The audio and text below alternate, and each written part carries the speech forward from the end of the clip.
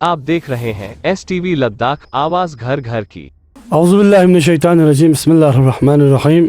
सबसे पहले मैं करगिल प्रेस क्लब के तमाम अरकान बिलखुसूस उनके प्रेसिडेंट का बिल्कुल शुक्रिया अदा करना चाहूँगा कि आप लोगों ने शॉर्ट टाइम पे हमें अपने स्टूडियो में टाइम दिया और हमारे इश्यूज़ एडमिनिस्ट्रेशन तक, ख़ासकर हमारे जो ओहदेदार है उन तक पहुँचाने के लिए आपने हमें जो प्लेटफॉर्म दी है उसके लिए हम आपका बहुत बहुत शुक्रिया अदा करते हैं। हमारा जो सबसे पहला जो बर्निंग इशू है, अनएम्प्लॉयमेंट का जो इशू है, आप सब लोग जानते हैं कि जब से यूटी बना है तब से लेकर आज तक 4 साल लगभग होने जा रहा है, अब तक कोई रिक्रूटमेंट किसी फाइनल स्टेज पे नहीं पहुंचा है। एसएससी का अभी फर्स्ट रिज़ल्ट आया है, डीएसआरबी का अभी दोनों डिस्ट्रिक्ट में कोई डेट ऑफ एग्जामिनेशन मेंशन नहीं हुआ है। उसके अलावा हमारा आज का जो मेन इशू है, जो डायरेक्टर स्कूल ऑफ एजुकेशन की तरफ से 2 दिन पहले एक ऑर्डर व्हाट्सएप पे सर्कुलर होता है कि जिसमें उन्होंने 78 साइंस टीचर्स को, जो टीचर 2016 या 2019 में जनरल लाइन टीचर के लिए सिलेक्शन होता है, उनको 2023 के जनवरी में लेक्चरर के पोस्ट पर, अगेंस्ट द लेक्चरर पोस्ट पर उनको फिलअप करने के लिए, प्रमोट करने के लिए उनके verification documents, verification concern universities को वो ऑर्डर दिया जाता है कि इनका डॉक्यूमेंट्स वेरिफिकेशन किया जाए। आप सब जानते हैं कि लेक्चरर का पोस्ट गेजेटेड पोस्ट है और गेजेटेड पोस्ट का अभी यूटी एडमिनिस्ट्रेशन में कोई रूल नहीं बना है, सिवाय एक डिपार्टमेंट के। आपका एक डिपार्टमेंट R&B का बना है, अभी वो भी फाइनल स्टेज पे नहीं पहुंचा है। R&B का एक रूल बना था, साहू साहब ने उसको शेयर किया था, उस पर फीडबैक कमेंट देने के लिए कहा था। इसके बाद किसी भी डिपार्टमेंट का रिक्वायरमेंट रूल गेजेटेड लेवल के नहीं आया है और एजुकेशन डिपार्टमेंट वाले ये कह रहा है कि हम 50% प्रमोशन कोटा और 50% डायरेक्ट रिक्वायरमेंट के तहत हम इन टीचर्स को हम लेक्चरर बनाने जा रहा है।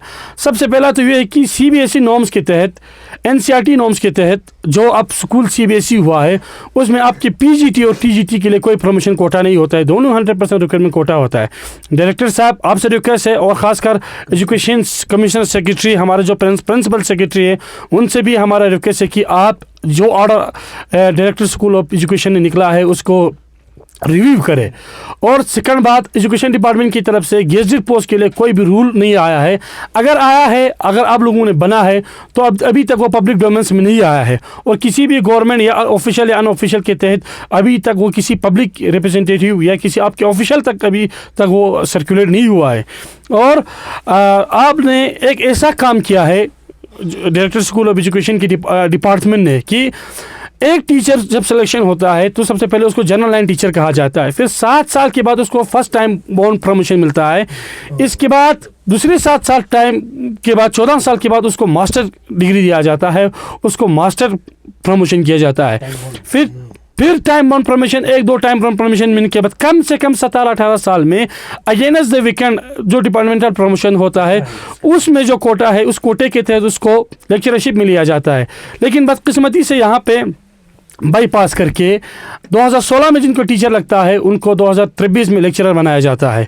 और जो अनएम्प्लॉयमेंट, जो वेल क्वालिफाइड यूथ है, उनके लिए जो resource person contractual lecturer different high secondary ले और करगिल में भी काम कर रहे थे और आइंदा आने वाले सालों में भी करेंगे, उनके पाँव पे कुल्हाड़ी मारने का काम डिपार्टमेंट एजुकेशन यहाँ पे कर रहे हैं।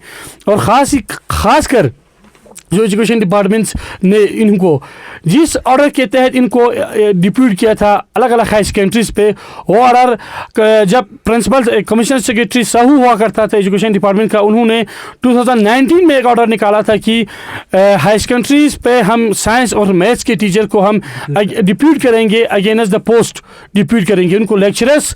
उसमें कोई टर्म्स एंड कंडीशन नहीं था और उसमें साफ साफ लिखा था कि वो मास्टर अपने जो टीचर था वो अपने जो टीचर है अपने पे ही काम करेंगे और उनको जब तक उनका time one promotion year complete नहीं होते हैं तब तक उनको प्रमोशन नहीं दिया जाएगा।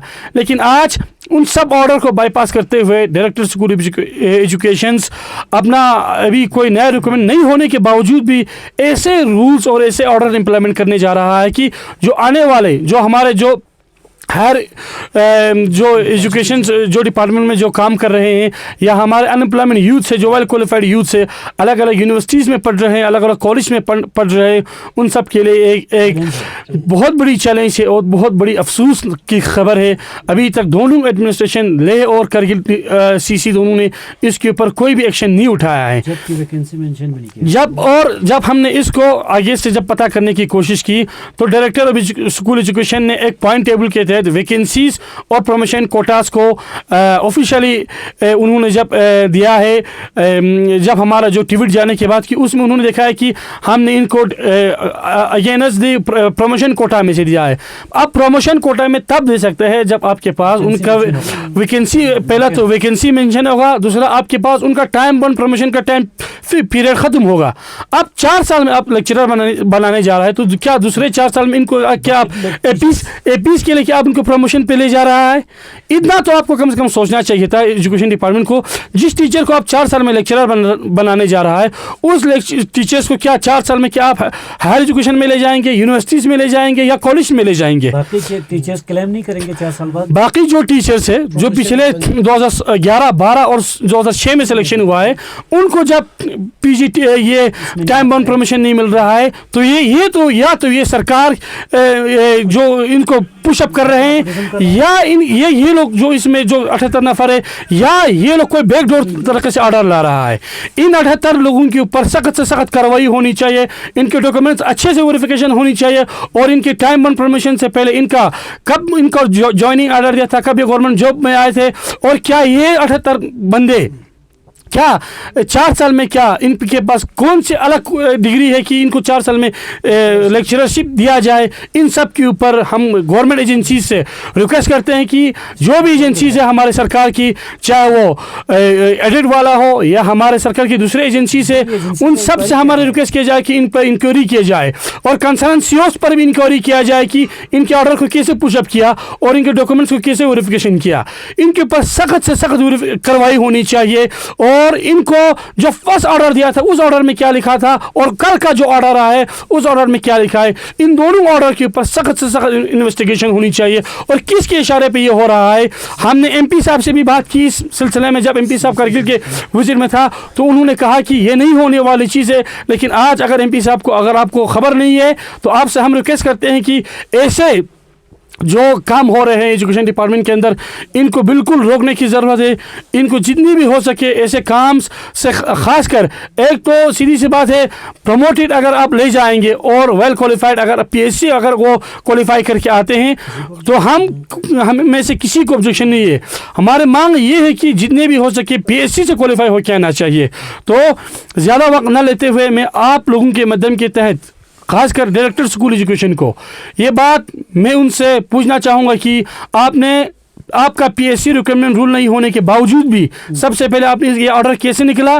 दूसरी बात, आपने इन 78 जो साइंस की टीचर्स हैं हाई स्कूल्स को डिफंक करके हमारे जो करगिल के हाई स्कूल्स और प्राइमरी मिडिल स्कूल के साइंस टीचर्स को आपने चुन के फार फ्लंग हाई सेकेंडरीज में इसको रखा है और हाई स्कूल्स को आपने डिफंक करके हाई सेकेंडरीज को आपने अगेंस्ट द पोजिंग लेक्चरर्स को टीचर्स को लेक्चरर बना के दिया है। दोनों वैकेंसीज पे ये एक टाइम पे ये 2 वैकेंसीज पे बैठे हुए हैं, इनको आपने कैसे रखा है? इनका हम आपके ब्लैक एंड वाइट में हम आपसे ऑर्डर चाहते हैं कि किस तरीके से आपने किस ऑर्डर के तहत और कौन सी आपने रिक्वायरमेंट रूल के तहत आपने इसको इम्प्लीमेंट करने की कोशिश कर रहा है और कब आपने अपना गेजेटेड रूल के रिक्वायरमेंट रूल आपने सामने लाया है और क्या आपका नए यूटी बनने के बाद आपका रिक्वायरमेंट रूल क्या है ये पब्लिक डोमेन्स में आना चाहिए। और अगर आप 50% प्रमोशन और 50% कोटा रिक्वायरमेंट बोल रहा है, सीबीएसई के थ्रू आपके पास कोई भी हक नहीं बनता है कि आप किसी भी टीचर को लेक्चरर बनाया जाए। टीजीटी रूल पेपर वर्क तक नहीं रहेगा? टीजीटी और पीजीटी का 100% रिक्वायरमेंट है।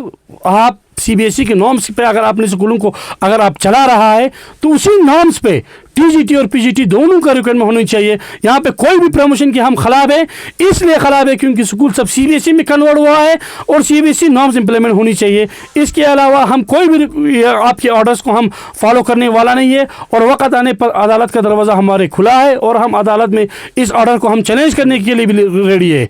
उससे पहले हमारे एडमिनिस्ट्रेशन से रिक्वेस्ट है कि आपसे कि आप इस ऑर्डर को रिवोक किया जाए और उन टीचर्स को जब तक टाइम बाउंड प्रमोशन नहीं मिलता है उनको एज ए टीचर रखा जाए और पीजीटी और टीजीटी का मसला हल करके 100% रिक्वायरमेंट करने की आप अपनी तरफ से अपना रिक्वायरमेंट रूल सामने लाए और अनएम्प्लॉयमेंट यूथ को दर बदर की ठोकरें खाने से आप मेहरबानी दूर रखिए। जब अंदर से सारा पोस्ट फिलअप होगा तो सर अब ये देखा गया है कि यूटी गवर्नमेंट का ये दावा है ट्रांसपेरेंट है, कोई किसी किस्म का गड़बड़ नहीं है। 2019 के बाद बार बार एलजी से लेकर हर ऑफिसर यही दावा कर रहे हैं कि हमारे पास किसी किस्म की कोई गड़बड़ नहीं है। आपने अभी जो इल्ज़ाम लगाए, क्या इसमें आपने पेपर वर्क देखा, क्या आपने सारे ऑर्डर देखा, क्या उनसे आपने अप्रोच किया जो कंसर्न इनसे डायरेक्टर उनसे क्या बात की इस बारे में? या साहब आपका सवाल सही है। इन टीचर्स को 2016 में इनका सिलेक्शन हुआ था। 2018 और 19 में इनको against the post high secondary में डिप्यूट किया था।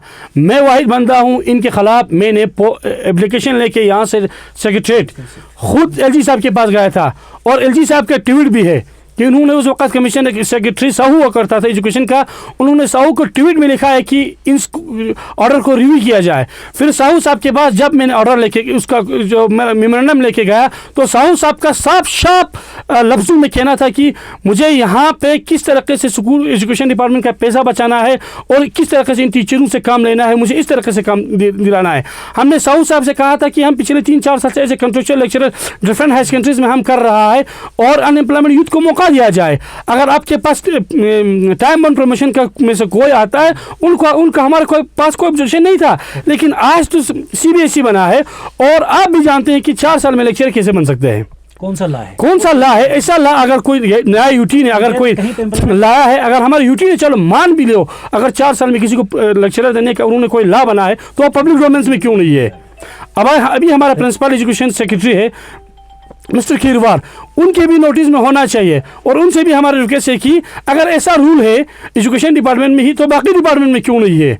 पिछले साल जब एजुकेशन डिपार्टमेंट का 25 जूनियर असिस्टेंट का पोस्ट उन्होंने इलीगली प्रमोशन देके डीएसआरबी को देने के बाद ऑर्डर उन्होंने वापस लिया, जब वो मसला कोर्ट में पहुंचा तो बाद में मजबूरन उनको वो पोस्ट विड्रॉ करना पड़ा। तो ये आप ऑर्डर पब्लिक में लाए कि अगर आपके पास कोई रूल है। और एक बात मैं ऐड करना चाहूँगा, जो हमारा डीसी साहब और यूटी एडमिनिस्ट्रेशन का दावा है कि 10 लेवल के जो क्लास 4 के पोस्ट है वो उसके लिए हायर एजुकेशन बंदे क्वालिफाई नहीं कर सकते, तो आप हायर जो वेल क्वालिफाइड यूथ आप कहाँ ले जाना चाहते हैं? ऊपर से आप इस तरीके से 4 साल में प्रमोशन दे रहा है।